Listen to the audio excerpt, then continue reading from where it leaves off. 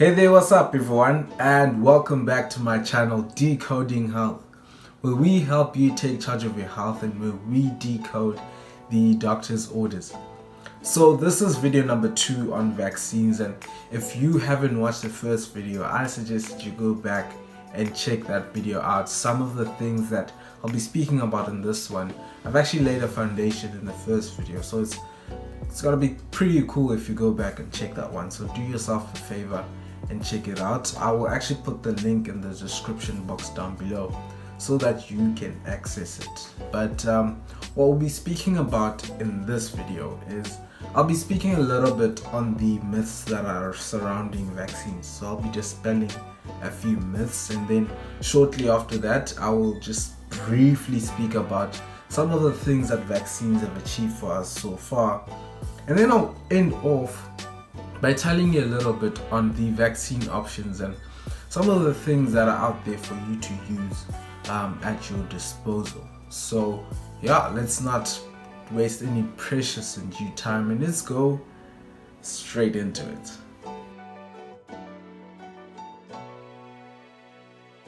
Cool, so now let's share a bit about the myths around vaccines. So the first myth that I want to speak about is one that says that the people who are infected with a certain illness are actually the same people who were vaccinated against it.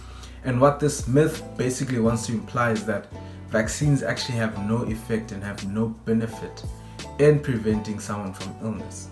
And what I have to say about this is that as much as we have treatments, just like them, actually vaccines are not 100% effective at preventing illnesses.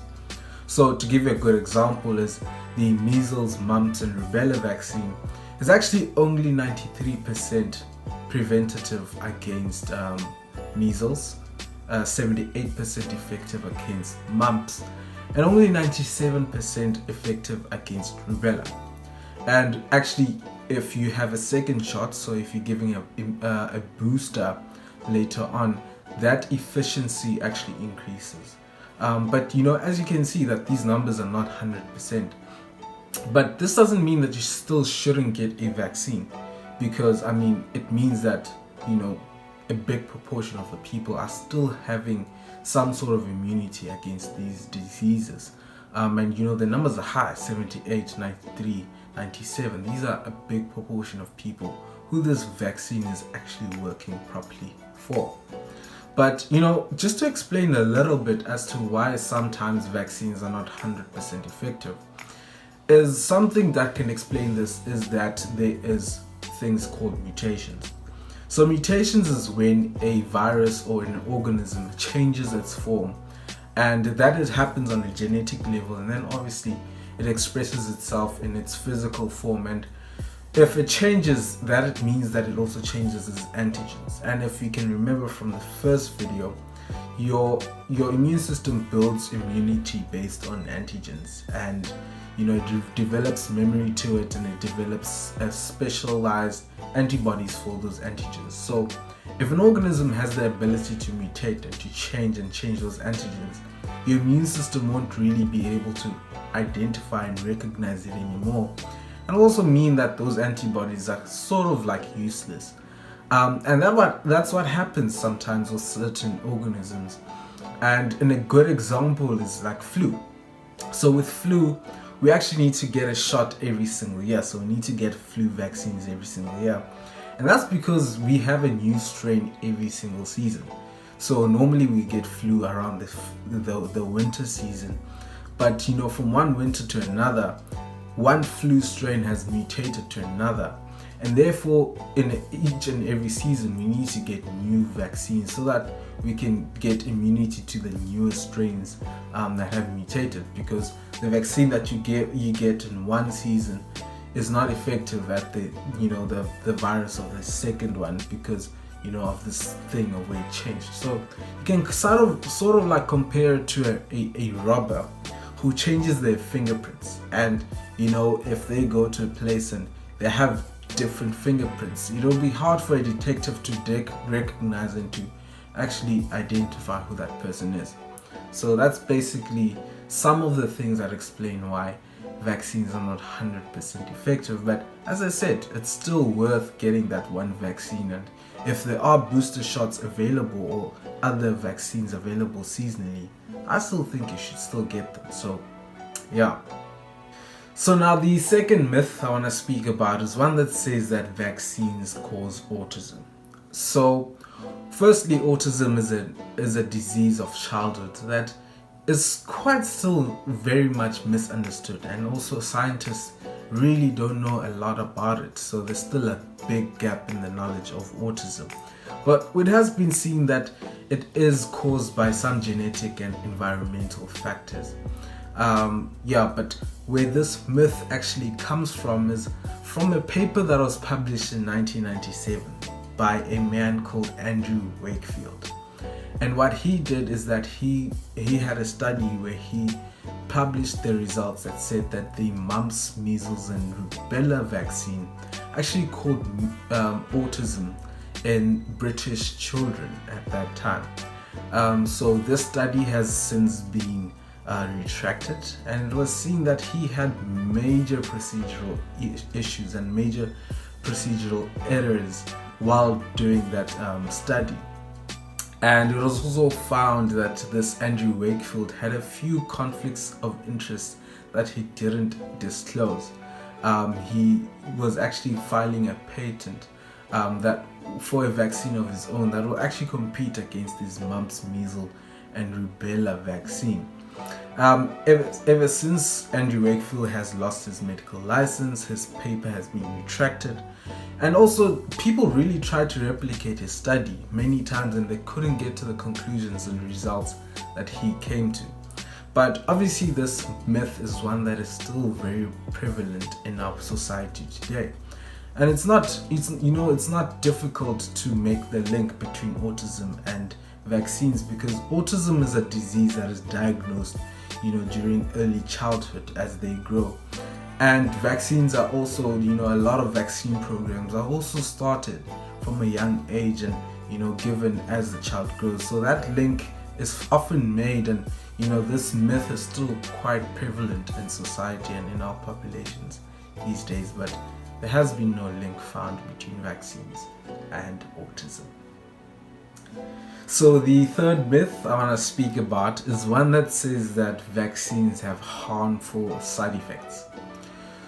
So as much as vaccines are out there and they are put out, remember that in the first video we spoke about the rigorous process that vaccines go through. Like, they go through a lot of phases and a lot of stages, and they have to be approved by many boards, including the FDA. And they're very much monitored and very much, they need to go through rigorous testing before they're actually rolled out in the population. And they definitely wouldn't let a vaccine that causes very harmful side effects out, in the public. But one thing that is true is that vaccines do cause some very mild side effects, and some of these are like a sore arm or a mild fever. But these are definitely not deadly and are really not, threatening to one's life or even decreasing one's functioning.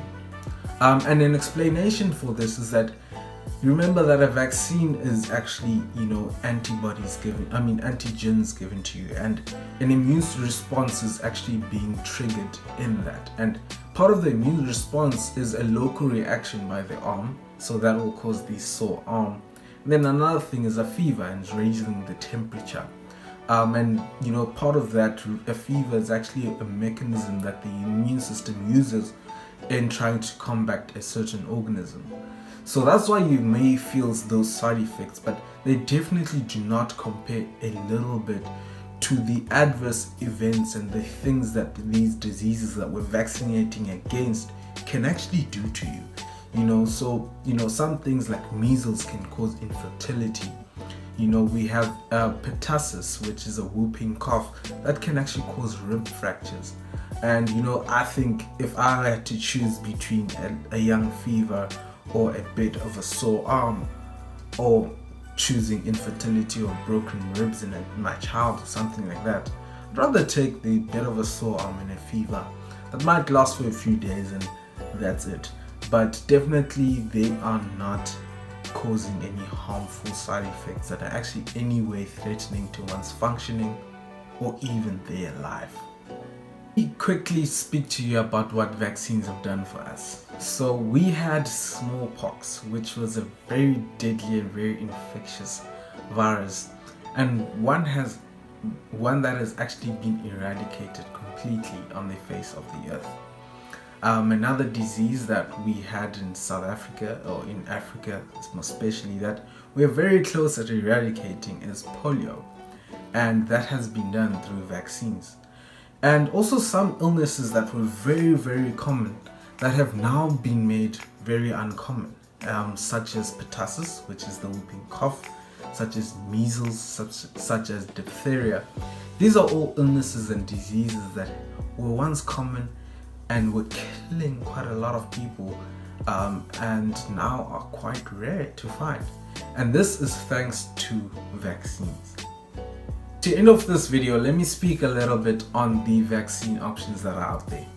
So the National Department of Health has the extended program of immunization, where kids from birth up to the age of 12 are vaccinated against various viruses and bacteria that are out there, and they are preventing many illnesses that we could be seeing right now. And this is one of the reasons why I've eradicated some of major illnesses, and why some are now very rare to see. Another thing is the influenza vaccine. So this is the flu vaccine that is there every season. This is very important for people who have respiratory illnesses, so who have lung conditions, chronic lung conditions, because a flu can actually make those lung conditions, they can make exacerbations. And so it's very important for those people to actually get these vaccines. And another group that will be very helpful for is those with weakened immune systems, where if they get the flu vaccines, obviously they're then less susceptible of getting flu, because people with lung conditions and who are whose immune systems are quite low, they get very severe symptoms and very severe forms of this flu. And another one is the pneumococcal, which is basically against the bug that causes pneumonia. And these same groups would really much benefit from these vaccines, as they can prevent pneumonias in these groups. And this could prove very good, because pneumonia in such people could be actually fatal. And another vaccine that is out there is the chickenpox vaccine. So I know most people got chickenpox in the younger ages, but for adults, chickenpox can actually be quite severe. And getting vaccinated for it, you prevent that, and you prevent getting chickenpox inevitably. So they are out there. I think you just need to find out where exactly you may get it. And one vaccine that we're all waiting for is the COVID-19 vaccine against SARS-CoV-2. That will be one vaccine that will really help us in curbing the spread and the effects of COVID-19. So that's one we need to look out for. That's one that's still yet to come out. But yeah, that's my talk on vaccines. I hope you really liked it. If you did, please hit the like button. Please subscribe to my channel for more videos. Please comment, please ask questions in the comment section, and please share this video to someone who you might think will benefit from this information. And yeah, this is Lungile Hlatshwayo, here to help you, to serve you to know better, to do better, and obviously to feel better. We are Decoding Health.